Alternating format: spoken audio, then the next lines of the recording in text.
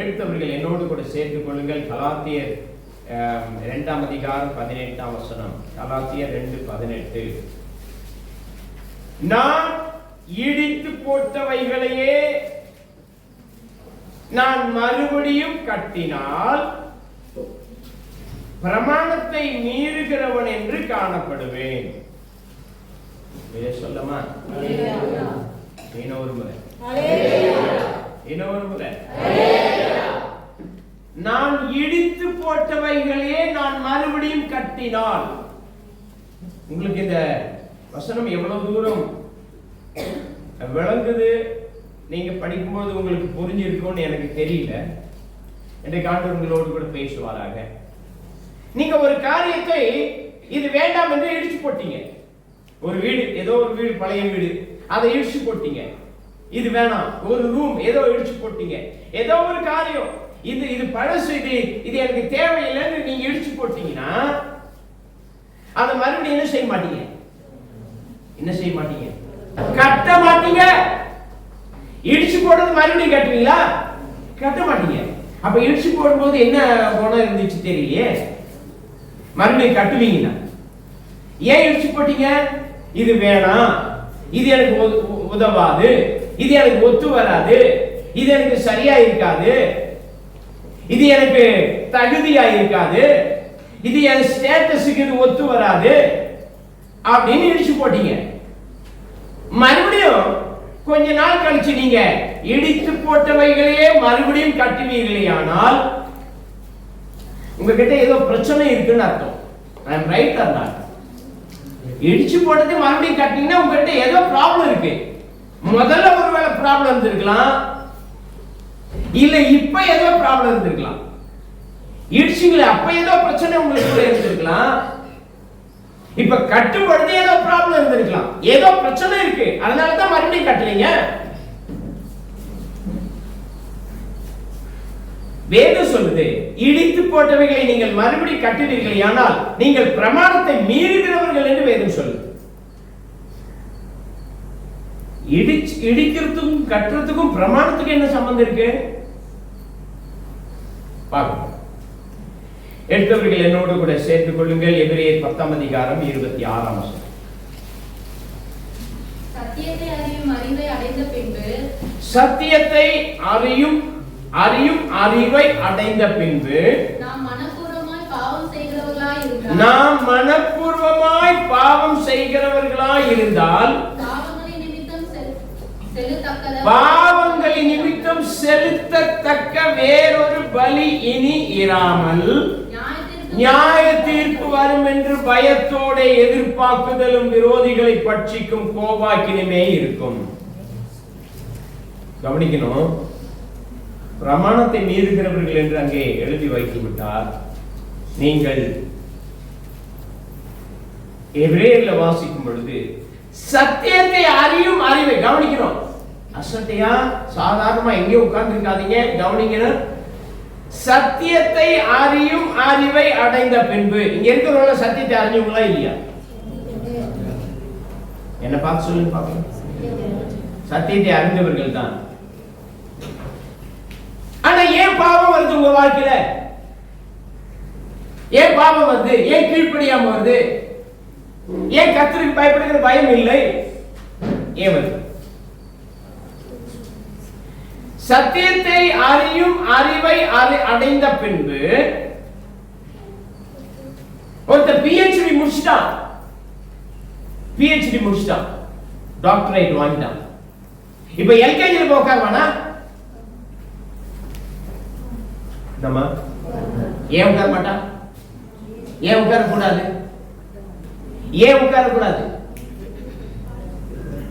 பிரமாணத்தை மீறுகிறவனாய் மாறிவிடுவான். அவன் டாக்டரேட் முடிச்சுட்டு எல்கேஜி மறுபடியும் ABCD படிக்க வர முடியுமா?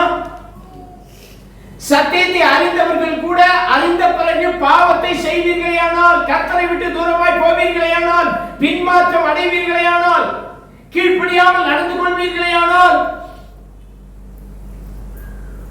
பிரமாணத்தை மீறுகிறவர்களாக நீங்கள் மாறிவிடுவீர்கள். மனப்பூர்வமாய் பாவம் செய்கிறவர்களாக நீங்கள் தவறு என்று நீங்கள் அறிந்து கொண்டீர்கள் சொல்லவா? சத்தியத்தை அறியும் அறிவை அடைந்த பின்பு மனப்பூர்வமாய் பாவம் செய்கிறவர்களாய் இருந்தால் பாவங்களின் நிமித்தம் செலுத்தத்தக்க வேறொரு பலி இனி இல்லை. ஆண்டவர் உனக்காக ஏற்கனவே பலியாக்கப்பட்டார். அவர் மரித்தார். அவர் சரீரத்திலே அவயவங்களிலே 39 அடி வாங்கினார். காயங்கள் ஆண்டவர் நமக்காக ஏற்றுக்கொண்டார். நமக்காக ரத்தத்தை சிந்தினார். நமக்காக பலியிடப்பட்டார்.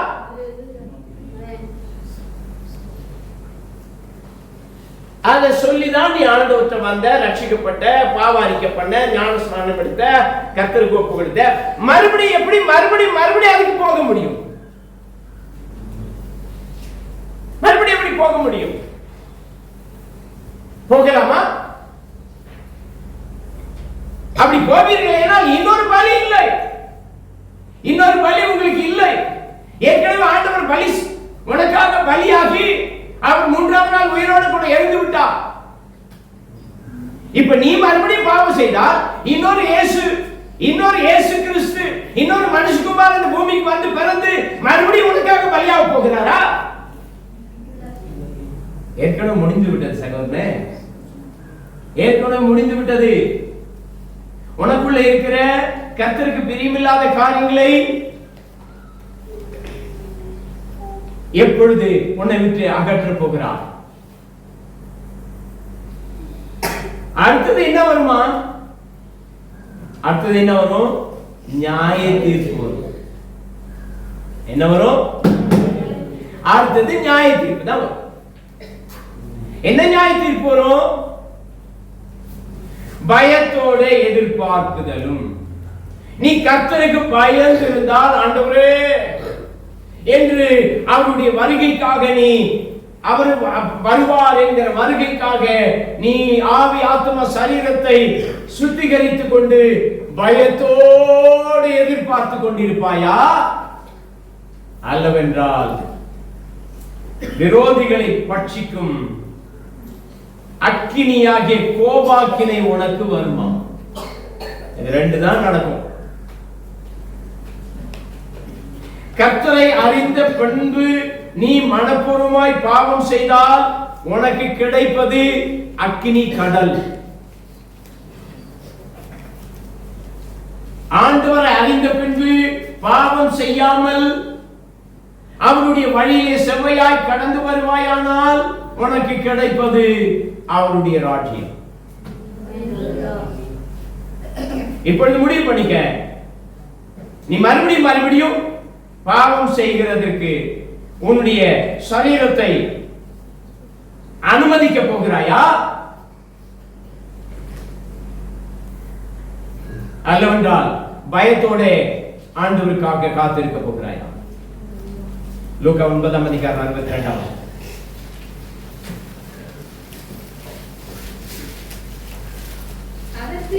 அதற்கு இயேசு கலப்பை மேல் தன் கையை வைத்து பின்னிட்டு பார்க்கிற எவனும் தேவனுடைய ராஜ்யத்திற்கு தகுதி உள்ளவன் அல்ல என்றார்.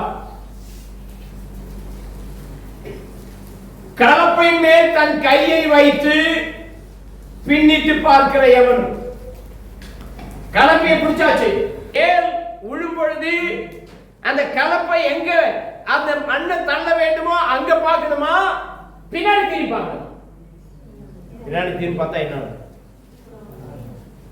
எனக்கு தெரிஞ்சு என்ன நடக்கும்னா, மாட்டு காலில் குத்திக்கும். கலப்பை எங்க குத்தும்? மாட்டு காலில். அது விவசாயத்தை குறித்ததான காரியம். தேவனுடைய ராஜ்யத்திற்கு தகுதி உள்ளவன் அல்ல என்று சொல்லுகிறார். அது என்ன? அதை சொல்லிட்டு இதை ஏன் சொன்னோம்? பின்னிட்டு பார்க்கிற எவனும் கலப்பை மேல் கை வைத்து விட்டார், கர்த்தருக்காக ஒப்பு கொடுத்து விட்டார், ஆண்டவருக்காக ஒப்பு கொடுத்து விட்டார், கர்த்தருக்காக அர்ப்பணித்து விட்டார். ஏன் அர்ப்பணிச்ச? ஏன் கிறிஸ்தவனா மாறின? எதுக்கு ஆண்டவர் ஏத்துக்கிட்ட? கட்டாயத்துக்காக ஆண்டவர் ஏற்றுக்கொண்டாயா? இல்ல உன் வாழ்க்கையில ஆண்டவர் அற்புதம் செய்ததனால் ஏற்றுக்கொண்டாயா? எதனால கர்த்தரை ஏற்றுக்கொண்டார்? எதனால ஆண்டவரை ரட்சகராக ஏற்றுக்கொண்டிருக்கிறார்? ஏற்றுக்கொண்டாய் அல்லவா? ஏன் பின்னாடி பார்க்கிற? திரும்பி திரும்பி ஏன் பார்க்கிற? திரும்பி பார்க்காதே. திரும்பி பார்க்கிற எவனும் தேவனுடைய ராஜ்யத்திற்கு தகுதி உள்ளவனாய் இருக்கும். அப்போ கர்த்தருடைய பிள்ளைகள், நீங்கள் கட்டினவைகளை திரும்பவும் இடித்து போட்ட பிறகு, நீ கட்டினவைகளை இடித்து போட்ட பிறகு நீ மறுபடியும் அதை கட்டுவாயானால் நீ தேவனுடைய ராஜ்யத்தை தகுதி உள்ளவன் அல்ல. நீ தேவனுடைய ராஜ்யத்திற்கு பாத்திரவான் அல்ல. ஆண்டவர் எதற்காக உன்னை அழைத்தாரோ, எதற்காக ஆண்டவர் உன்னை தெரிந்து கொண்டாரோ, எதற்காக ஆண்டவர் உன்னை உன்னுடைய குடும்பத்தில் ஆண்டவர் உன்னை தூக்கி எடுத்தாரோ, அதை ஆண்டவர் நிறைவேற்றுவதற்கு நீ உன்னை ஒப்பு கொடுக்க வேண்டும் என்று கர்த்தர் விரும்புகிறார். ரோமர் 6 அதிகாரம் 1-2 வசனம்.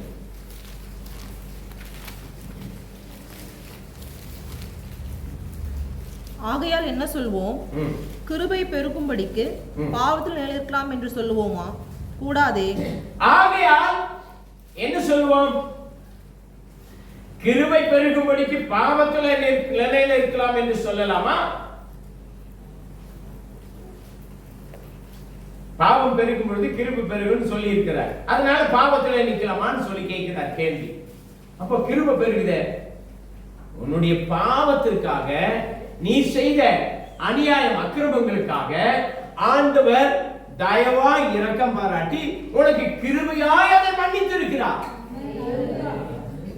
ஆண்டவர் உனக்கு கிருபையாய் மன்னித்து இருக்கும் பொழுது மறுபடியும் பாவத்துல பெருகி கொண்டே இருந்தால் அந்த கிருபை உன்னை காப்பாற்றுமா என்று ஆண்டவர் கேட்கிறார். ஐயோ, ஆண்டவருடைய கிருபை, என் ஆண்டவர் பாவத்திலிருந்து ஆண்டவர் மீட்டெடுக்கிறார், விடுதலையாக்கிட்டார், என்னை ரட்சித்து இருக்கிறார் என்று சொல்லி சொல்லி மறுபடியும் பாவம் செய்வாயானால் அந்த கிருபை உனக்கு பிரயோஜனப்படாது. அதனாலதான் இங்க சொல்றார். ஆகையால் என்ன சொல்லுவோம்? கிருபை பெருகும்படிக்கு பாவத்திலே நிலை நிற்கலாம் என்று சொல்லுவோமா? கூடாதே, முடியாது. பாவத்திலே நீ நிலை நிற்க முடியாது, பாவம் செய்ய முடியாது. மனப்பூர்வமாய் கர்த்தரை அறியும் அறிவை நீ அடைந்த பின்பு பாவம் செய்ய முடியாது. மனப்பூர்வமாய் இயேசுவை ஏற்றுக்கொண்ட பிறகு பாவம் செய்ய முடியாது. 2ஆம் வசனம், பாவத்துக்கு மரித்த நாம் இனி அதிலே எப்படி நாம் பிழைப்போம்? கேள்வி கேட்கிறார். இப்ப ஆண்டவருக்கு ஒப்பு கொடுத்து நான் இனி பாவம் செய்ய மாட்டேன்னு தானே மொழி ஞானஸ்நானம் எடுத்தீங்க. என்ன ஞானஸ்நானம் எடுத்தீங்க? என்ன ஞானஸ்நானம்? அவசரத்தில் எடுத்துட்டீங்களோ? அவசரத்தில் எடுத்துட்டீங்களோ ஞானஸ்நானம்? எமோஷன்ல எடுத்துட்டீங்களோ? ஞானஸ்நானம் எப்படி எடுத்தீங்க? என் பொண்டாட்டிக்கு ஆண்டவர் உயிர் கொடுத்தாரு, எடுத்துட்டீங்களா? என் பொண்ணுக்கு ஆண்டவர் ஜீவனை கொடுத்துட்டாரு, எடுத்துட்டீங்களா? நான் ஊமையா இருந்தேன், ஆண்டவர் எனக்கு பேச வச்சுட்டாரு, எடுத்துக்கிட்டீங்களா? எனக்கு கேன்சர் வியாதி இருந்தது, அதுல ஆண்டவர் எனக்கு சுகம் கொடுத்தார், அதனால எடுத்துக்கிட்டீங்களா? பயங்கரமான பில்லி சுனி மந்திரம் ஏவல் இருந்துச்சு, எனக்கு ஆண்டவர் எனக்கு விடுதலை தந்தார், அதனால எடுத்துக்கிட்டீங்களா? எதனால எடுத்தீங்க?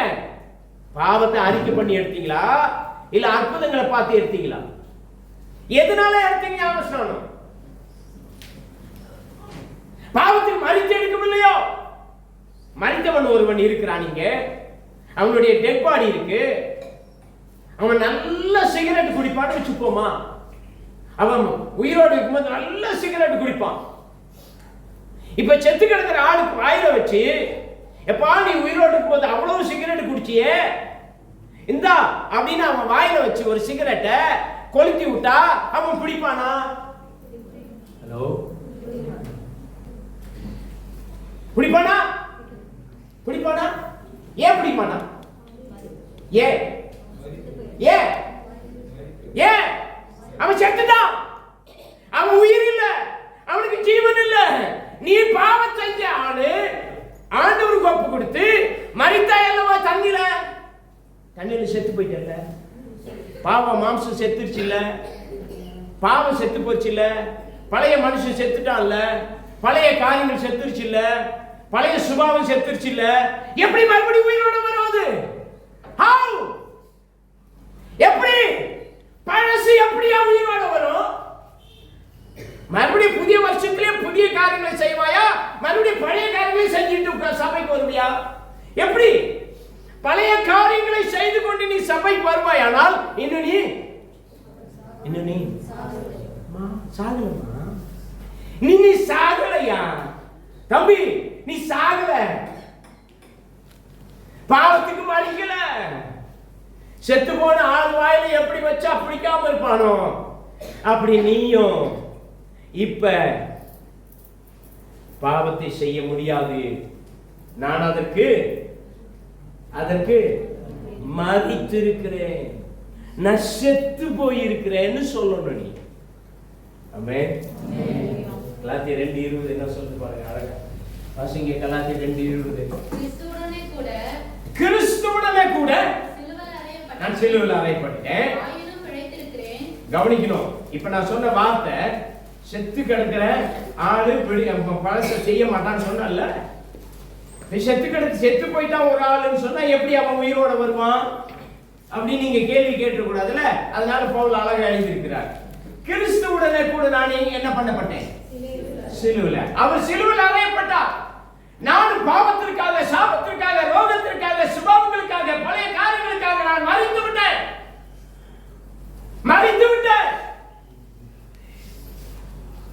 அவரோடு கூட நான் சிலுவையில் அறையப்பட்டு விட்டேன். ஆகிலும்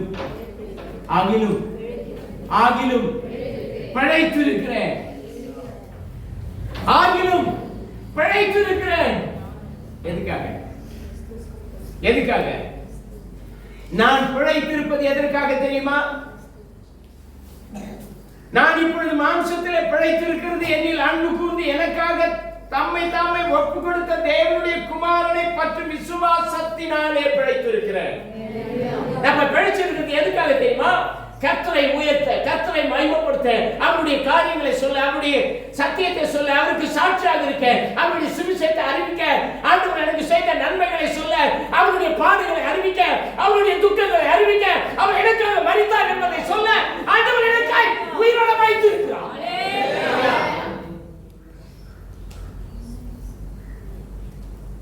அதுக்காக ஆண்டு என்ன உயிரோட வச்சிருக்காரு. நம்ம எப்படி பாவம் செய்யறதுக்கு இல்ல, உலக காரியங்கள் செய்யறதுக்கு ஆண்டவர் ஜீவனோட வச்சிருக்காரு. நீங்க செத்து போயிருப்பிய, விட்டு நீங்க செத்துருப்பிய, உனக்கு உணர்வு இல்லையா?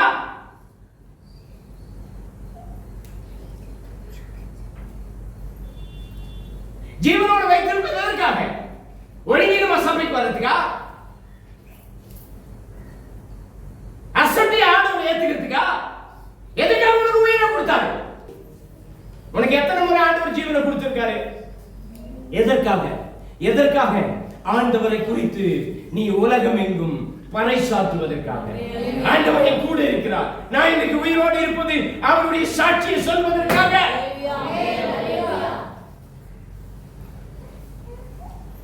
அப்ப பாவத்துக்கு மரித்த நாம் அதுல எப்படி பிழைப்போம்?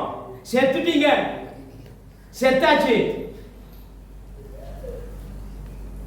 புள்ள மேல அவ்வளவு வைராக்கி இருக்கு, பொண்ணு மேல அவ்வளவு வைராக்கி இருக்கு, உலக ஜனங்க மேல அவ்வளவு வைராக்கி இருக்கு. கர்த்தருக்காக உனக்கு வைராக்கி எங்க? திரும்பி பார்க்காத. 6ஆம் அதிகாரம் 15ஆம் வசனம். 15. இதனால் என்ன? நாம் நியாயப்பிரமாணத்திற்கு கீழ்ப்பற்றாமல் கிருபைக்கு கீழ்ப்பட்டிருக்கிறபடியால் பாவம் செய்யலாமா? கூடாதே. நியாயப்பிரமாணத்திற்கு கீழ்ப்பற்றாமல் கிருபைக்கு கீழ்ப்பட்டிருக்கிறது.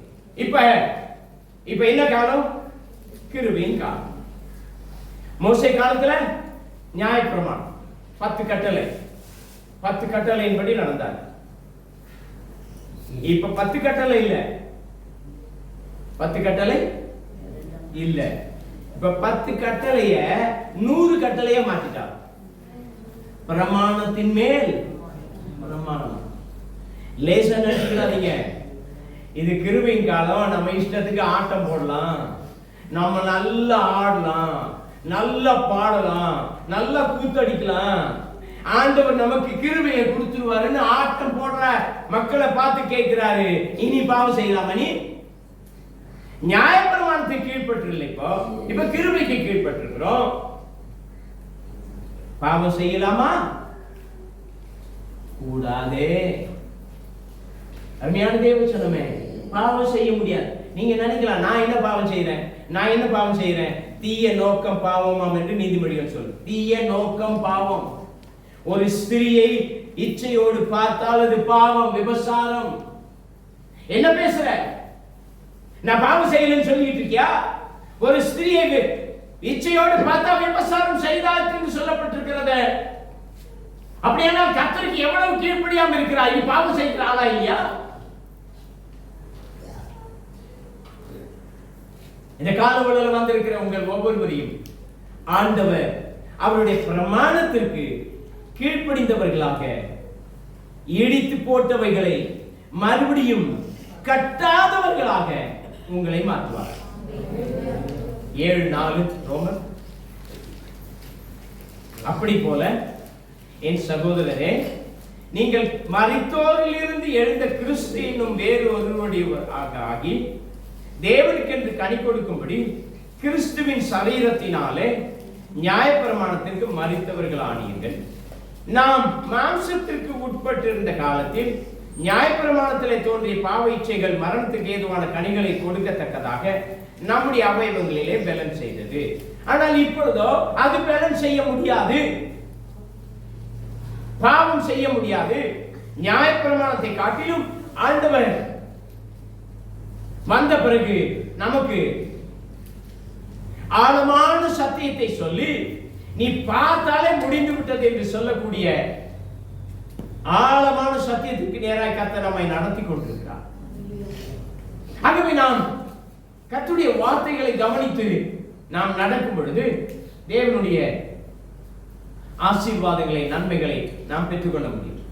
இப்பொழுது நாம் பழமையான எழுத்தின்படி அல்ல, புதுமையான ஆவியின்படி ஊழியம் செய்யத்தக்கதாக நம்மை கட்டியிருந்த நியாயப்பிரமாணத்துக்கு நாம் மரித்தவர்களாகி அதினின்று நாம் விடுதலையாக்கப்பட்டிருக்கிறோம். ஆகையால் என்ன சொல்லுவோம்? நியாயப்பிரமாணம் பாவமோ? அல்லவே. பாவம் என்னதென்று நியாயப்பிரமாணத்தினால் நான் அறிந்தேனே என்று மற்றபடி அறியவில்லை. நியாயப்பிரமாணம் நமக்கு எதற்காக கொடுக்கப்பட்டது? பாவம் நன்மையானதையும் தீமையானதையும் நமக்கு பிரித்து காட்டுவதற்காக கொடுக்கப்பட்டதுதான் நியாயப்பிரமாணம். ஆனால் நியாயப்பிரமாணத்தை காட்டிலும் இன்னும் அதிகமாய் நாம் கர்த்தருடைய வசனத்திற்கு நாம் கீழ்ப்படிந்து நடக்கும் பொழுதுதான் தேவனுடைய பிள்ளைகளாக, சுதந்திரவாளிகளாக நாம் காணப்பட முடியும் என்று கர்த்தர் ஆண்டவர் திருவுளப்பட்டிருக்கிறார். கர்த்தருக்கு ஸ்தோத்திரம். 7ஆம் அதிகாரம் 15ஆம் வசனத்துல எப்படி எனில், நான் செய்கிறது எனக்கே சம்மதி இல்லை. கவனிங்க. இப்ப லேட்டா வந்திருக்கீங்கல்ல, உங்களுக்கு அது விருப்பம் இருக்கா? 8:30 மணிக்கு சர்ச்சுக்கு 10 மணிக்கு வந்திருக்கீங்க, உங்களுக்கு விருப்பம் இருக்காது? விருப்பம் இல்லைல்ல. ஆனா ஏன் செய்றீங்க? 8:30 மணிக்கு சபை, 10 மணிக்கு வரும். வரும்போது அச்சத்தோட தான் வருவீங்க. நம்மளே யாரா பார்ப்பாங்களா, இவ்வளவு லேட்டா போறோமேன்னு தான் வருவீங்க. பாஸ்ட் பத்திட்டு வருவீங்க. அது உங்களுக்கு விருப்பம் இல்லை. ஏன் லேட்டா வரும்? எனக்கு அது விருப்பம் இல்லை. நான் செய்கிறது எனக்கே சம்மதி இல்லை, எனக்கே விருப்பம் இல்லை, எனக்கே அதுக்கு உடன்பாடு இல்லை. ஆனா நான் விரும்புகிறதை செய்யாமல் நான் வெறுக்கிறதை செய்கிறேன். இவ்வளவு கத்தி பிரசங்கம் பண்றாரு, இவ்வளவு பேசுறாரு, நான் இனிமே ஒழுங்கா இருக்கணும் அப்படின்னு நீ முடிவு பண்ற. ஆனா ஏன் உன்னால செய்ய முடியல? அந்தபடி நான் விரும்பாததை நான் செய்தால் நான் அல்ல, எனக்குள்ளே வாசமாயிருக்கிற பாவமே அப்படி செய்கிறது. கவனிக்கணும். கீழ்ப்படியாம வரீங்க, கர்த்தருக்கு பயம் இல்ல.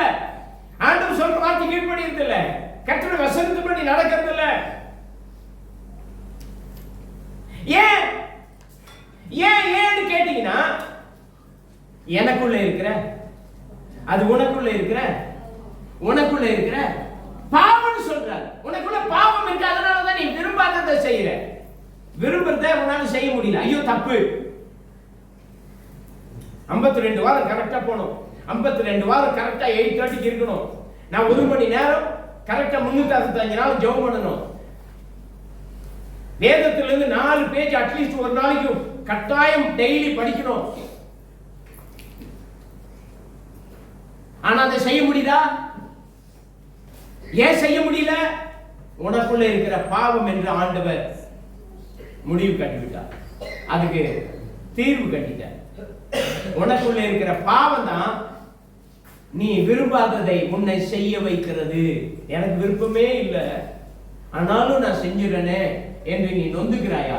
அது உனக்குள்ள இருக்கிற பாவம், உனக்குள்ள இருக்கிற கீழ்ப்படியா, உனக்குள்ள இருக்கிற இருளின் அதிகாரம், அடிமைத்தனம். அதனாலதான் நீ அதை செய்ய முடிகிறது. இன்னைக்கு வந்திருக்கிற உங்கள் ஒவ்வொருவரையும் கர்த்தர் பார்த்து கேட்கிறார், நீ பாவத்துக்கு மரித்து இருக்கிறாயா, இல்ல உயிரோடு இருக்கிறாயா? பாவத்துக்கு செத்து இருக்கியா, இல்ல பாவத்துக்கு பிழைத்து இருக்கியா? இங்க வந்து கிறிஸ்தவனா நீ உட்காரணும்னா, ஆண்டவரோடு கூட நீ பேசணும்னா, அவருடைய சுதந்திரவாளியா இருக்கணும்னா, நீ பாவத்துக்கு மரிச்சு இருக்கணும். பாவத்துக்கு மரிக்காம நீ ஆண்டவருடைய பிள்ளையா இருக்க முடியாது.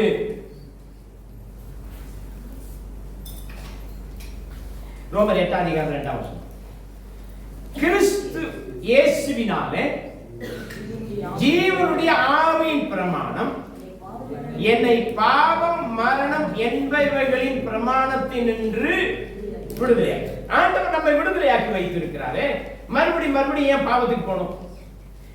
கிறிஸ்து இயேசுவினாலே ஜீவனுடைய ஆவியின் பிரமாணம் என்னை பாவம் மரணம் என்பவைகளின் பிரமாணத்தினின்று விடுதலையாக்கிற்று. நீ இயேசுவை உண்மையாக சொந்த ரட்சகராக பாவத்துக்கு மரித்திருந்து நீ ஏற்றுக்கொண்டு போயானால், பாவம் மரணம் என்ற பிரமாணம் உன்னை ஆட்கொள்ளாது. 2ஆம் மரணமாகிய அக்கினி கந்தகமும் எரிகிற கடல் உனக்கு பங்கு கிடையாது. 2ஆம் மரணத்தின் மேல் அதிகாரம் கிடையாது. 2ஆம் மரணம் உன்னை அதிகாரம் செலுத்த முடியாது.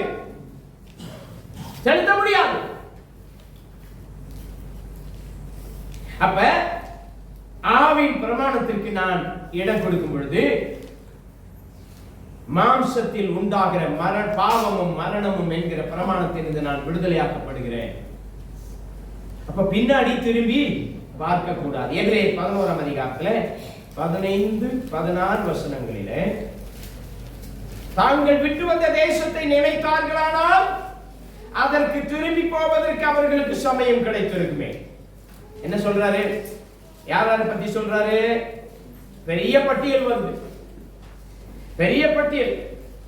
ஆபேலை குறித்து சொல்றார், ஏனோக்கை குறித்து சொல்றார், நோவாவை குறித்து சொல்றார், ஆபிரகாமை குறித்து சொல்லுகிறார், சாராளை குறித்து சொல்றார், ஈசாக்கை குறித்து சொல்றார், யாக்கோபை குறித்து சொல்றார்,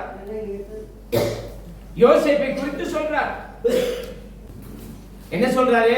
அவர்கள் திரும்பி போவதற்கு சமயம் கிடைத்திருக்கும். ஆபிரகாமை அழைத்தார். எங்க வந்தான்? ஊர் என்கிற கல்தேய தேசத்தில் இருந்து வந்தான். விக்கிரக ஆராதனை செய்கிற தேசத்தில் இருந்து வந்தான். விக்கிரக வழிபாடுள்ள குடும்பத்தில் இருந்து வந்தான். ஆனால் அவன் என்ன செய்யவில்லை? அந்த விக்கிரக வழிபாடு உள்ள குடும்பத்திற்கு, தன் தாய் வீட்டிற்கு, தகப்பன் வீட்டிற்கு அவன் போல. ஆபிரகாம் திரும்பி போல. அவர்கள் விட்டு வந்த தேசத்தை நினைத்தார்களேயானால் அதற்கு திரும்பி போவதற்கு அவர்களுக்கு சமயம் கிடைத்திருக்குமே. ஆனால் அதை அல்ல. ஏமா கவனிக்கணும். ஏன் அவர் திரும்பி போல? ஏன் இந்த பரிசுத்தவான்கள் திரும்பி போல? பழைய காரியத்துக்கு, பழைய சுபாவத்துக்கு, பழைய பாவத்துக்கு, பழைய விக்கிரக ஆராதனைக்கு ஏன் போல? அதை அல்ல.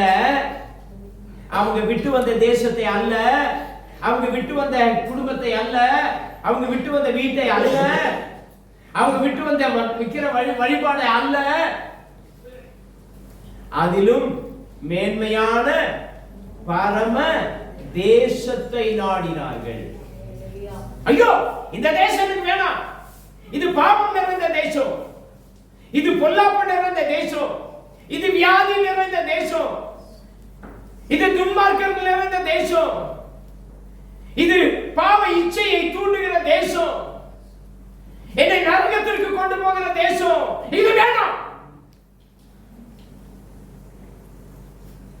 மேன்மையான தேசம், எப்பொழுதும் எப்பொழுதும் ஆண்டவரை துதித்து, எப்பொழுதும் ஆண்டவரை ஆராதித்து, எப்பொழுதும் ஆண்டவரை தொழுது கொள்கிற தேசம், இரவும் பகலும் ஓயாது பரிசுத்தர் பரிசுத்தர் பரிசுத்தர் பரிசுத்தர் பரிசுத்தர் பரிசுத்தர் என்று போற்றப்படுகிற தேசம். அந்த தேசம் தான் எனக்கு வேணும்னு போயிட்டாங்க. இப்ப வந்திருக்கிறவங்க எந்த தேசம் வேணும்னு நினைக்க போறீங்க? நினைக்கிறது என்ன பரவாயில்ல தான், நீங்க யாரும் நரகத்துக்கு நினைக்க போறது இல்ல. ஆனா நீங்க செய்து கொண்டிருக்கிற காரியங்கள் உங்களை எங்கே கொண்டு போகும்? எங்கே? வாய் திறந்து நரகத்துக்கு தான் கொண்டு போக சகோதரனே, நரகத்துக்கு தான் போக முடியும். கர்த்தருடைய பிள்ளைகள், நாம் விட்டு வந்த தேசத்தை திரும்பி பார்க்க கூடாது, விட்டு வந்த காரியங்களை திரும்பி பார்க்க கூடாது, விட்டு வந்த பாவத்தை திரும்பி பார்க்க கூடாது. விட்டு வந்த காரியங்களை திரும்பி பார்க்காதே. பிலிப்பியர் 3:7-8. பிலிப்பியர் 3:7-8. ஆகிலும் எனக்கு லாபமாயிருந்தவைகள் எவைகளோ அவைகளை கிறிஸ்துவுக்காக நஷ்டம் என்று எண்ணினேன். அது மாத்திரமல்ல, என் கர்த்தராகிய கிறிஸ்து இயேசுவை அறிகிற அறிவின் மேன்மைக்காக எல்லாவற்றையும் நஷ்டம் என்று எண்ணிக்கொண்டிருக்கிறேன். எனக்கு லாபமாய் இருந்தவைகள் எவைகளோ, நான் அன்னைக்கு ரட்சிக்கப்படாதப்ப எப்படி தெரியுமா இருந்தேன், என்ன சம்பாதிச்சேன் தெரியுமா, நான் எவ்வளவு டாப் போஸ்ட்ல வாழ்ந்தேன் தெரியுமா. பவுல் கூட அப்படிதான் சொல்ற. பவுலுக்கு என்ன இருந்துதான், அன்னைக்கு என்ன இருந்ததுதான் தெரியுமா, 2 கப்பல் இருந்துச்சு. எப்போ? 2000 வருஷத்துக்கு முன்னாடி. 2000 வருஷத்துக்கு முன்னாடி பவுலுக்கு சொந்தமா 2 கப்பல் இருந்துதான். அப்ப நான் ஏழையா? ஹலோ, ஒரு 60 வருஷம் 70 வருஷத்துக்கு முன்னாடி ஒரு சைக்கிளும் ஒரு ரேடியோவும் இருந்தா அந்த ஊர்ல அவன் தான் பெரிய பணக்காரன். 50-60 வருஷத்துக்கு முன்னாடி ஒருத்தனுக்கு ரேடியோவும் ஒரு சைக்கிளும் இருந்தா அவன் தான் பணக்காரன். ஆனா 2000 வருஷத்துக்கு முன்னாடி 2 கப்பல் இருந்துச்சுன்னா அவன் எவ்வளவு பெரிய பணக்காரன்? அவன் என்ன செஞ்சான்? அவனுக்கு லாபமா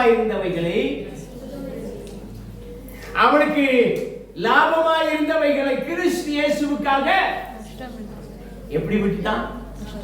நஷ்டம்.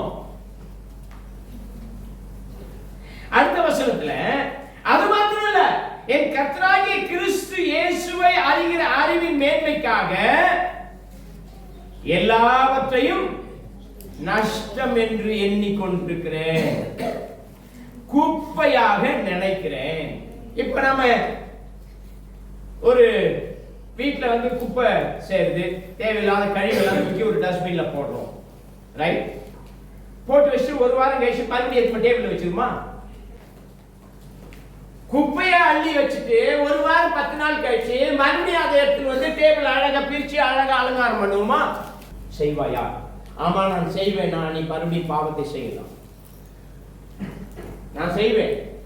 10 நாள் கழிச்சு அழிந்து போன குப்பையை என் டேபிள் மேல வச்சு உட்கார்ந்து ரசிச்சுன்னு உட்கார்ந்து இருப்பேன்னு சொல்லுவீன்னா நீ பாவம் செய்யறதுல தவறே கிடையாது. செய்ய மாட்டல்லவா? அப்படி இருக்கும்போது ஏன் உன்னுடைய பழைய காரியங்களை, விட்டு வந்த காரியங்களை திரும்பி பார்க்கிறார்? ஏன் பார்க்கிற? எபிரேயர் 10:38. ஆண்டவருக்கு எது விருப்பம் பாருங்க. ஆண்டவர் எதை விரும்புகிறார்? விசுவாசத்தினாலே நீதிமான் பிழைப்பான். விசுவாசத்தினாலே நீதிமான் பிழைப்பான். பின்வாங்கி போவானானால் அவன் மேல் ஆத்துமா பிரியமாயிராது என்கிறார். கவனிக்க, என்ன இங்க வந்திருக்கிறவங்க எல்லாம்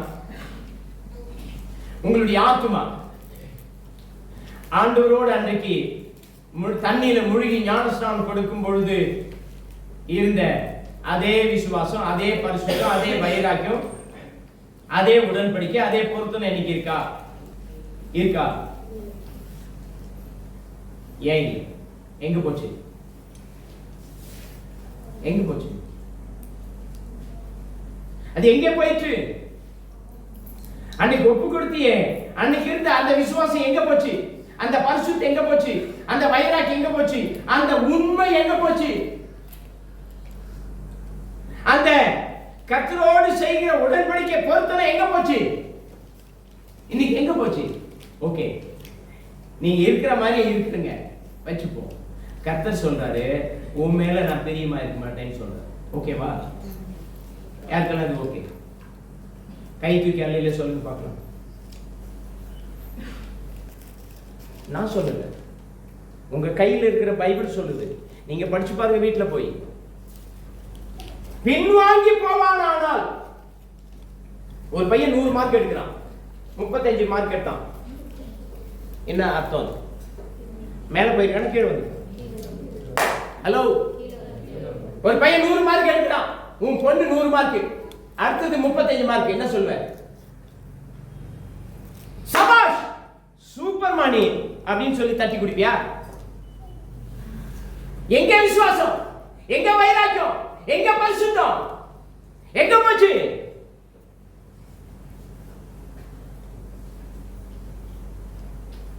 இந்த வருஷம் கர்த்தர் நமக்கு கிருபையாய் கொடுத்திருக்கிற ஆண்டு, உடன்படிக்கை பண்ணுகிற ஆண்டு, நம்பிக்கையின் ஆண்டு, கர்த்தர் தம்முடைய ஜனங்களை திருப்பிக் கொள்ளுகிற ஆண்டு.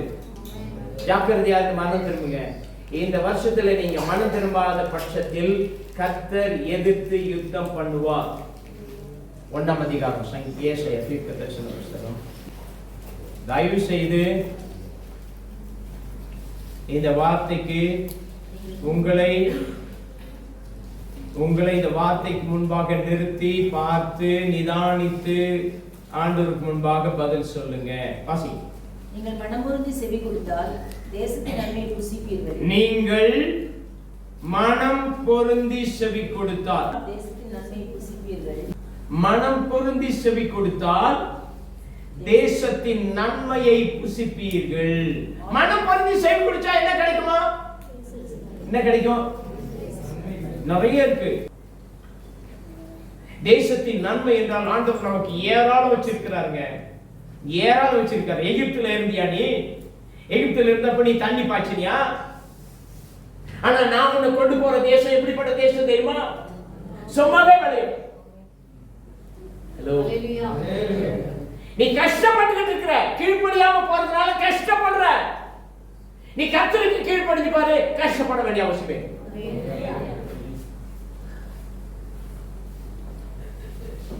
கஷ்டப்பட வேண்டிய அவசியம் வராதுங்க. எல்லாத்துக்கும் கஷ்டப்பட்டுக்கிட்டு இருக்க, எல்லாத்துக்கும் ஸ்ட்ரகிள், எல்லாத்துக்கும் போராட்டம், எதை செஞ்சாலும் போராட்டத்துல தான் செஞ்சுக்கிட்டு இருக்க. ஒரு சுமூகமா சமாதானமா ஒரு ஹாப்பினஸ் உன் வாழ்க்கையில இல்ல. காரணம் என்ன? கர்த்தருக்கு பிரியமில்லாத காரியங்களை செய்யறதுனால. தேசத்தின் நன்மை உனக்கு கிடைக்கல. மனம் பொருந்தி செவி கொடுத்தால் தேசத்தின் நன்மையை புசிப்பீர்கள். முடியாதியா? ஆந்தாள் அப்படித்தான் பிரசங்கம் பண்ணுவான், ஆந்தாள் பண்ணிக்கிருப்பான். என்னை 8:30 மணிக்கே சபைக்கு வர சொல்ல, நான் வருவேனா? நான் 10 மணிக்கு தான் ஏன் வருவேன், நான் 9:30 மணிக்கு தான் வருவேன், நான் 9 மணிக்கு தான் வருவேன், லேட்டா தான் வருவேன் அப்படின்னு நீ நினைக்கல. உனக்குள்ள இருக்கிற பாவம் உன்னை செய்ய வைக்குது. நீ நினைக்க you're very good man, very good, நீ நல்ல ஒரு ஆளு, உன்னை தவறு சொல்ல முடியாது. உன்னை வழி தப்பி போக பண்ணுகிறது சாத்தான். நீ நல்ல ஆள் தான். வேதம் சொல்லுது எல்லாரும் நல்லவர்கள் தான். சாத்தான் தான் வழி விலக பண்றான். உன்னை வழி விலக பண்ணுகிறது சாத்தான், அவனுடைய கிரியைகள். ஆனா அதுக்கு நீ இடம் கொடுத்தால் உள்ளே வரும். நீ இடம் கொடுக்காம இருந்தா உள்ளே வரவே வராது. மாட்டோம், நான் செவி கொடுக்க மாட்டேன், சத்தியத்துக்கு கீழ்ப்படிய மாட்டேன், கர்த்தருடைய வசனத்துக்கு கீழ்ப்படிய மாட்டேன் அப்படின்னு மாட்டோம் என்று எதிர்த்து நிற்பீர்களே ஆகில், மாட்டோம் செய்ய முடியாது என்று எதிர்த்து நின்றால்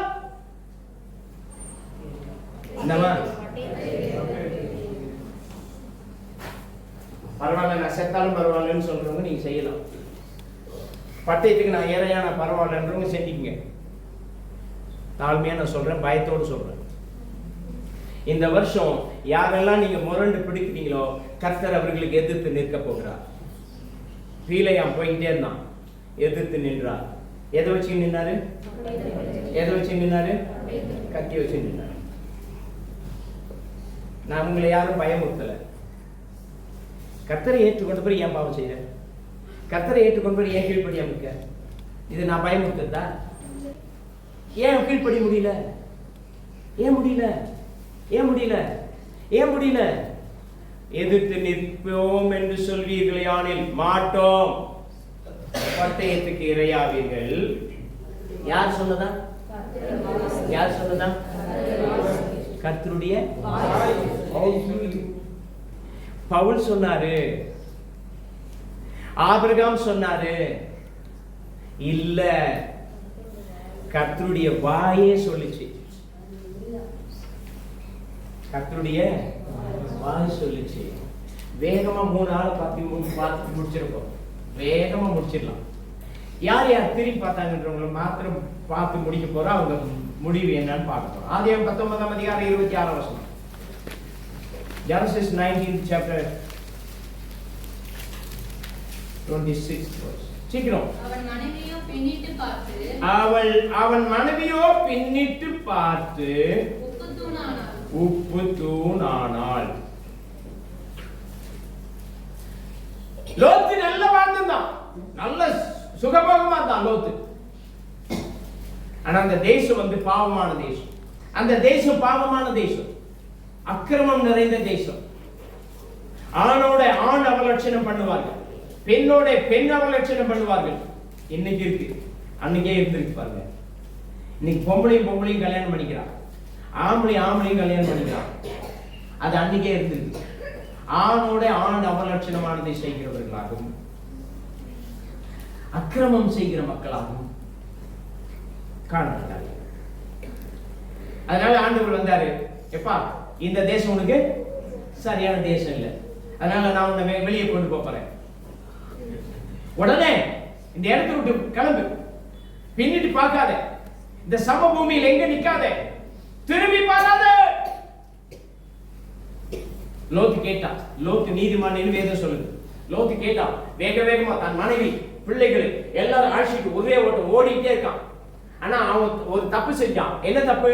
ஆண்டவர் சொன்ன மலைக்கு போயிருந்தா நல்லா இருக்கும், நான் சின்ன ஊருக்கு இந்த ஊருக்கு போறேன்னு சொன்னா முடிஞ்சிருக்காத. அது வேற சப்ஜெக்ட், நான் அதுக்குள்ள போறேன். இப்ப ஓடி வந்துகிட்டு இருக்கும்போது, ஓடி வரும் பொழுது ஆண்டவர் என்ன சொன்னாரு? ஓடிப்போ, உன் ஜீவன் தப்ப ஓடிப்போ, பின்னிட்டு பாராதே, இந்த சமபூமியில் எங்கும் நில்லாதே.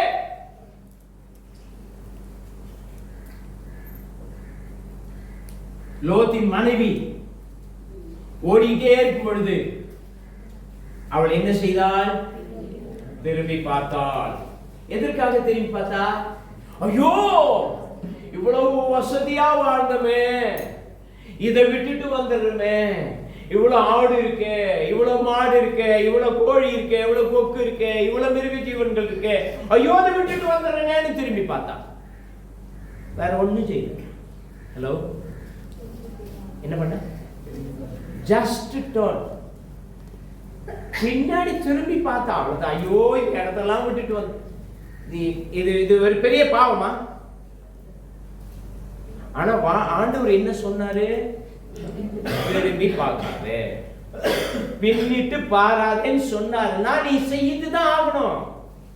மாட்டோம் என்று எதிர்த்து நின்றா, நீ பட்டயத்துக்கு இரையாவேன்னு சொன்னார்னா நீ ஆண்டவருக்கு செவி கொடுத்து நடக்க பழகி கொள்ள வேண்டும். அவர் எப்படி என்ன கொல்றாரு பார்த்துக்கலாம் அப்படின்னு நீ திரும்பி பார்த்தா என்ன ஆகும்? பட்டயத்துக்கு இரையாவே. ஜஸ்ட் திரும்பி பார்த்தாங்க. திரும்பி பார்த்தது அவன் என்னன்னா உப்பு தூணாய். லூக்காவுல நாம் அதை குறித்து வாசிக்கிறோம்.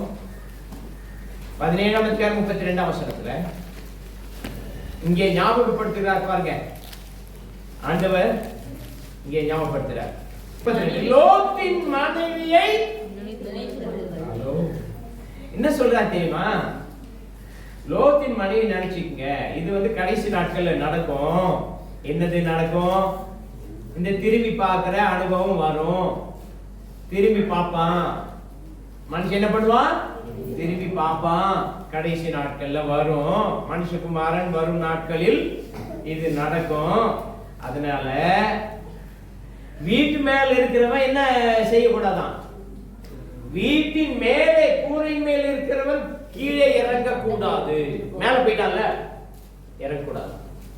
வயல்ல இருக்கிறானா வீட்டு திரும்பி வரக்கூடாதான். அதே அதிகாரத்துல நீங்க 31 நினைக்கிறேன் பாத்தீங்கன்னா இருக்கும். திரும்பி பார்க்காத. லோத்தின் நாட்களிலும் இது நடந்துச்சு. அதனால நீ என்ன செய்யாதமா? லோத்தின் மனைவியை நினைத்துக் கொள்ளுங்கள். அதை இழந்து போவான். இழந்து போகிற அதை உயிர்ப்பித்துக் கொள்ளும். நீ ஆண்டவர் உனக்கு கொடுத்திருக்கிற கட்டளைகளை பிரமாணங்களை கை கொண்டு நடப்பதற்கு நீ உன்னை ஒப்பு கொடுத்து நடக்கும் பொழுது உன் வாழ்க்கையில வருகிற போராட்டங்கள், பிரச்சனைகள், சோதனைகள், வேதனைகள், எதிர்ப்பான காரியங்கள், இச்சையான காரியங்கள், உன்னுடைய மனதை தூண்டுகிற இச்சையான, வஞ்சிக்கிற, ஏமாற்றுகிற காரியங்கள் உன் வாழ்க்கையில நடந்தால் ஒரு நாள் நீ என்ன செய்யக்கூடாது? திரும்பி பார்க்க கூடாது. திரும்பி பார்த்தால் லோத்தின் மனைவி போல நீங்க மாறிவிடுங்க. அதனால லோத்தின் மனைவியை நினைத்துக் கொள்ளுங்கள். இப்ப இந்த லோத்தின் மனைவி என்ன செய்தால்? திரும்பி பார்த்தால். ஏன்? கர்த்தருடைய வார்த்தைக்கு இவள் ஹலோ வாய்தான் சொல்லு. பக்கத்துல இருக்கு சொல்லுங்க. கீழ்ப்படியவில்லை. நல்லா பார்த்து சொல்லு. மூஞ்சி பார்த்து சொல்லு. கீழ்ப்படியல. கீழ்ப்படியாதனால உப்பு தூணாயிட்டா. சொல்லுங்க. கீழ்ப்படியாதனால உப்பு தூணாயிட்டா. அதனால கீழ்ப்படியாம நாம உப்பு தூண் ஆயிடக்கூடாது. சொல்லுங்க. கீழ்ப்படியாம நாம உப்பு தூண் ஆயிடக்கூடாது. சொல்லுங்க. சொல்லுங்க. கீழ்ப்படியாம நாம உப்பு தூண் ஆயிடக்கூடாது. அவ கீழ்ப்படியாமல் உப்பு தூணா. இதெல்லாம் யாராலும் அழிக்க முடியாத வேதத்தின் சான்றுகள். ரைட்டா? அப்ப லோத்தின் மனைவி திரும்பி பார்த்து உப்பு தூணானால் நீ திரும்பி பார்த்தா உப்பு தூணாயிருவேன். ரைட். இரண்டாம் ஆதியாகமம் 3ஆம் அதிகாரம் 9ஆம் வசனம். அப்பொழுது தேவனாகிய கர்த்தர் ஆதாமை கூப்பிட்டு, நீ எங்கே இருக்கிறாய் என்றார். ஆதாமே நீ எங்கே இருக்கிறாய் என்று ஆதாமை நோக்கி கூப்பிட்டார். அதற்கு அவன் நான் தேவனுடைய சத்தத்தை தோட்டத்திலே கேட்டு நான் நிர்வாணியாய் இருப்பதினால் பயந்து ஒளிந்து கொண்டேன் என்றான். அதற்கு கர்த்தர் நீ நிர்வாணி என்று உனக்கு அறிவித்தவன் யார்? நீ நிர்வாணி என்று உனக்கு அறிவித்தவன் யார்? புசிக்க வேண்டாம் என்று நான் உனக்கு விலக்கின விருட்சத்தின் கனியை புசித்தாயோ? ஆண்டவர் என்ன சொன்னாரு? என்ன சொன்னார் ஆண்டவர்? செய்யாதேன்னு சொன்னார். சாப்பிடாதேன்னு சொன்னார். இதை செய்தால் நீ சாகவே சாவாய்ன்னு சொன்னார். கீழ்ப்படியணுமா வேணாமா? ஏன் கீழ்ப்படியல? அதே ஆவிதான் இன்னைக்கு உங்ககிட்ட இருக்கு. எதாவி? ஆதாம் ஏவாளுக்குள்ள இருந்த அந்த கீழ்ப்படியாத ஆவிதான் உங்களுக்குள்ள இருக்கு. அதனாலதான் எவ்வளவு சொன்னாலும் கீழ்ப்படி முடியல. நான் வேண்டாம் என்று விளக்கினேன், தேவையில்லை என்று விளக்கினேன், இது உனக்கு வேண்டாம் என்று விளக்கினேன், இது உன் வாழ்க்கைக்கு சரி இருக்காது என்று விளக்கினேன். விருட்சத்தின் கனியை புசித்தாயோ? என்ன செத்து போயிட்டான். செத்துட்டான், மரித்து விட்டான். இன்னைக்கு நாம இந்த மாதிரி சர்ச்சில் உட்கார்ந்துன்னு இப்படி காட்டு கத்தெல்லாம் கத்த நீ கேட்டுட்டு அப்படியே போயிட்டு அதே மாதிரி திரும்பி வர காரணம் யாரு?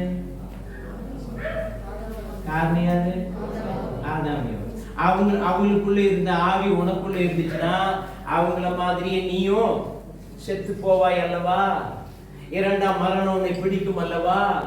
அக்னி கந்தகம் உன்னை பிடிக்கும் அல்லவா? ஆண்டவருடைய கோபாக்கினை உனக்கு வரும் அல்லவா? பட்டயத்துக்கு இரையாவா என்று சொன்னாரே, அது ஆண்டவர் சொன்னார், அது வரும் அல்லவா? வருமா இல்லையா? அப்ப அவர்கள் ஆண்டவருக்கு அவருடைய வார்த்தை கீழ்ப்படியவில்லை. ஆதாம் ஏவாள் கீழ்ப்படியாமல் விலக்கிற கனியை புசித்தார்கள். லோத்தின் மனைவி கீழ்ப்படியாமல் திரும்பி பார்த்தாள். மூன்றாவது யோவான் 12ஆம் அதிகாரம் 4ஆம் வசனம். யோவான் 12:4. அப்பொழுது அவருடைய சீஷர்கள் ஒருவனும் அவரை காட்டி கொடுக்க போகிறவனுமாகிய சீமோனுடைய குமாரனான யூதாஸ் காரியோத்து இந்த தைலத்தை 300 பணத்துக்கு விற்று தரித்திரருக்கு கொடாமல் போனது என்ன என்றான். அவன் தரித்திரரை குறித்து கவலைப்பட்டு இப்படி சொல்லாமல் அவன் திருடனானபடியினாலும் பணப்பையை வைத்துக் கொண்டு அதில் போடப்பட்டதை சுமக்கிறனானபடியினாலும் இப்படி சொன்னான். அவனை என்ன சொல்லுது பைபிள்? ஹலோ ஹலோ என்ன சொல்லுமா? இப்ப திருட என்ன ஆயிட்டான்? கரெக்டா சொல்லு பாக்கலாம். திருட என்ன ஆனா? ரட்சிக்கப்பட்டுட்டான், கர்த்தருடைய சீஷனா மாறிட்டான். ஆனா அவன் பழைய தொழில் என்னது? ஹலோ, திருட்டு தொழில். இருட்டு வீட்டுக்கு போனாலும் திருட்டு கை நிக்காதான். இருட்டு வீடு இருட்டா இருந்தா இவனுக்கு என்ன? எதையாவது விட்டா வர்றது வரைக்கும் இழுத்துக்கலாம். விடும்போது கேளு கொட்டிச்சுன்னா நல்லா இருக்கும். திருடன தேள் கொட்டின மாதிரி ஒரே ஓட்டு ஓடி போயிருவான். இருட்டு வீட்டுக்கு போனாலும் திருட்டு கை நிக்கிறது இல்ல. இவன் திருட. ஒருத்தி வந்து என்ன செஞ்சா? மரியாள் என்கிற ஒருத்தி விலையேறப்பட்ட நலதம் என்னும் தைலத்தை கொண்டு வந்து ஆண்டவருடைய பாதத்தில் ஊற்றி அவள் அதை பூசி ஆண்டவர் அவருடைய பாதங்களை தன் தலை முடியினால் உடைத்தாள் என்று வேதத்தில் வாசிக்கிறோம். இதை பார்த்துட்டு அவனுக்கு அப்புக்குமா, ஐயோ ஏன் இவ்வளவு வேஸ்ட் பண்ணிட்டா, இவ்வளவு பணத்தை வேஸ்ட் பண்ணிட்டால, ஊத்திய வீணா போயிடுச்சு. இது 300 பணத்துக்கு விற்று தரித்திரருக்கு கொடாம இப்படி பண்ணிட்டாலே அப்படின்னு சொல்றான். யூதாஸ் சொல்கிறான். அதுக்கு அவன் தரித்திரரை குறித்து கவலைப்பட்டு சொல்லலையா? யார பத்தி கவலைப்படல? தரித்திரரை குறித்து கவலைப்படவில்லையா? அவன் திருடனானபடினாலும் பணப்பையை அவன் வைத்துக் கொண்டிருந்தபடினாலும் அந்த பணப்பையில் அந்த பணத்தை போட்டு விடலாம் என்று நினைத்தபடினாலும் அவன் அப்படி நினைத்தான். அப்ப அவன் பழைய தொழில் என்னது? ரட்சிக்கப்பட்டு வந்தும் அந்த அந்த தொழில் அவளை பழைய சுபாவம் என்ன, பழைய பாவம் என்ன, அது உங்களை தொடர்ந்து வந்து கொண்டே இருக்கும். அந்த பழைய பாவம் உங்களை பின் தொடரும், ஏமாத்தும். பழைய பாவம் என்ன, பழைய சுபாவம் என்ன, பழைய பாவ இச்சைகள் என்ன, பழைய திருட்டு தொழில் என்ன, அது உன்னை தொடர்ந்து வரும். ஏன்? உன்னை கீழே தள்ள, உன்னை வீழ்த்த, அவருடைய ராஜ்யத்திலிருந்து உன்னை பிரித்தெடுக்க தொடர்ந்து வரும். நீ என்ன செய்யாதே? திரும்பி பார்க்காதே, திரும்பி பார்க்காதே. அது தேனை போல ருசியாய் இருக்கும், ஆனா மெதுவா என்ன பண்ணுவாங்க? விரியனை போல தீண்டும். வாசிங்க 23ஆம் அதிகாரம், 23ஆம் அதிகாரம் நீதிமொழிகள் 29ஆம் வசனத்தில், ஐயோ யாருக்கு வேதனை, யாருக்கு துக்கம், யாருக்கு சண்டைகள், யாருக்கு புலம்பல், யாருக்கு காரணம் இல்லாத காயங்கள், யாருக்கு ரத்தம் கலங்கின கண்கள், மதுபானம் இருக்கும் இடத்துல தங்கி தரிப்பவர்கள், கலப்புள்ள சாராயத்தை நாடுகிறவர்களுக்கு தான். தண்ணி அடிக்கிறாளுக்கு அதை விட்டுட்டு வர முடியுமா? அவ்வளவு ஈஸியா வந்துட மாட்டான். எப்பவும் தண்ணியிலே இருக்கணும். அவன் தண்ணி அடிக்கிறவனை பார்த்து பத்தி ஆண்டவர் இங்க எழுதி வச்சிருக்கிறாரு. மதுபான பிரியனே, சாராயம் குடிக்கிறவனே, நான் உனக்கு என்ன சொல்றேன்? மதுபானம் ரத்த வருணமா இருக்குமா? எப்படி இருக்கும்? அப்படியே பளபளப்பா இருக்குமா? ரத்த வருணமாய் இருந்து பாத்திரத்தில் பளபளப்பாய் தோன்றும் போது நீ அதை பாராதே, பார்க்காதே. அது மெதுவாய் இறங்கும். மெதுவாய் இறங்குமா, முடிவில்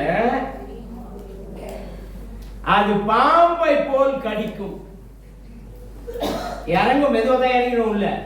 பாம்பை போல் கடிக்கும், விரியனை போல அது உன்னை தீண்டும். அதனால நீ அதை என்ன பண்ணாத, பார்க்காத.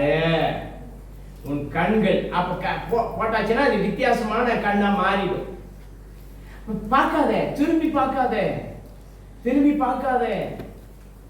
யூதாஸ் விட்டு வந்ததை திரும்பி பார்த்தான். 26 அதிகாரம் மத்தேயுல 14 வசனம். 26:14. அப்பொழுது 12 ஒருவனாய் யூதா காரியத்தை என்பவன் பிரதான ஆசாரியத்திற்கு போய், நான் அவரை உங்களுக்கு காட்டி கொடுக்கிறேன். நீங்கள் எனக்கு என்ன கொடுக்கிறீர்கள் என்றார். இப்ப என்ன தொழில் பண்ணிட்டான்? என்ன தொழில் பண்ணிட்டான்? ஹலோ, அவன் பழைய தொழில் பண்ணிட்டான். பழைய தொழிலுக்கு வந்துட்டான். அவன் பழைய தொழில் என்னது? திருட்டு தொழில். அதுக்கு வந்துட்டான். நான் ஏசாமே இப்ப எங்க வந்துட்டா கடைசியில தன்னுடைய குருவையே கடவுள் என்று நம்பக்கூடிய தெய்வத்தையே காட்டி கொடுக்க வந்துட்டான். இப்ப காட்டி கொடுக்கிறேன், நீ எனக்கு என்ன கொடுப்ப? பேரம் பேசுறான். அவர்கள் அவனுக்கு 30 வெள்ளிக்காசை கொடுக்க உடன்பட்டார்கள். அது முதல் அவரை காட்டி கொடுப்பதற்கு சமயம் பார்த்து கொடுத்த. காட்டி கொடுத்துட்டு 30 வெள்ளிக்காசை வாங்கிக்கணும், முடிஞ்சு போகுது அவங்க. திரும்பி பார்த்தான். இங்க வந்திருக்கிற அருமையான தேவச்சனமே, நான் முடிக்க போறேன். உன்னுடைய பழைய காரியத்திற்கு, பழைய சுபாவத்திற்கு, பழைய இச்சையான காரியங்களுக்கு, பழைய திருட்டு காரியங்களுக்கு, பழைய பொய்யான காரியங்களுக்கு திரும்பி போகாதே, திரும்பி பார்க்காதே. திரும்பி பார்த்தால் நீ இடித்து போட்டவைகளை திரும்பவும் கட்டுகிறவனாயிருப்பார். மனப்பூர்வமாய் பாவம் செய்கிறவனாய் மாறிவிடுவார். கர்த்தருடைய கட்டளைகளுக்கு கீழ்ப்படிந்து ஆண்டுடைய வார்த்தையின்படி நீ நடக்கிற, நீ கர்த்தருடைய வார்த்தைக்கு கீழ்ப்படிந்து நடக்க வேண்டும் என்று ஒப்பு கொடுத்திருக்கிற நீ, இப்ப ஆண்டவருடைய வார்த்தையை அறிந்த பிறகு நீ மனப்பூர்வமாய் பாவம் செய்வாயானால் கோபாக்கினை கண்டார். ஆண்டவருடைய கோபம் தான் வரும். ஆகவே அருமை தேவ ஜனமே, 25ஆம் வருஷத்துல 2 நாள் சுத்திகரிப்பு ஆராதனைன்னு சொல்லி நம்ம சுத்திகரிப்பு பண்ண பிறகும் என்ன சுத்திகரிச்ச? என்ன உன்னை சுத்திகரித்துக் கொண்டாய்? பழசு விட்டுட்டு வரலன்னா உன்னுடைய வாழ்க்கையில கஷ்டம் இருக்கும், போராட்டம் இருக்கும், கடன் இருக்கும், பிரச்சனைகள் இருக்கும், நிம்மதி இருக்காது, கணவன் மனைவிக்குள்ள சண்டை இருக்கும், குடும்பத்திலே போராட்ட சண்டை இருக்கும், வாங்குற வருமானம் பத்தாது, ராத்திரி பகல் அலைஞ்சாலும் திரிஞ்சாலும் உனக்கு போதாது. எனக்கு இந்த இளையகுமாரனை போல் நீ குறை உள்ளவனாகவே இருந்து கொண்டிருப்பார். கர்த்தருக்கு பயந்து அவருடைய வழிகளில் நடக்க நீ உன்னை ஒப்பு கொடுத்து கர்த்தர் உனக்கு கொடுத்திருக்கிற வாக்குத்தத்தத்தை சுதந்திரித்துக் கொள்வதற்கு புதிய சிருஷ்டியாக நீ இந்த ஆண்டிலே மாறும் பொழுது புதிய புதிய காரியங்களை, புதிய புதிய வழிகளை, புதிய புதிய ஆசீர்வாதங்களை, புதிய புதிய நன்மைகளை, புதிய புதிய அபிஷேகத்தை, புதிய புதிய கிருபைகளை கர்த்தர் உனக்கு தந்து உன்னை ஆசீர்வாதமாக வைப்பார். இந்த வருஷத்தில் நீ ஆசீர்வாதம்